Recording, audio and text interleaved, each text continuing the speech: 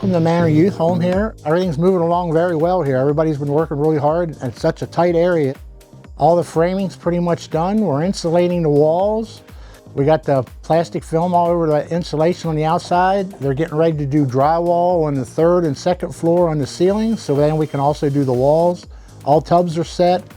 All plumbing's in and inspected. All fire lines are in and inspected. The siding on the outside's pretty much about 90% done. It's been a challenge. There's been some issues here and there, but we're working through them, and that's just what we do. So very proud of what we got going on here, and I'm hoping to try to get it ahead of schedule. We'll keep you updated as we go along, and thank you very much for watching.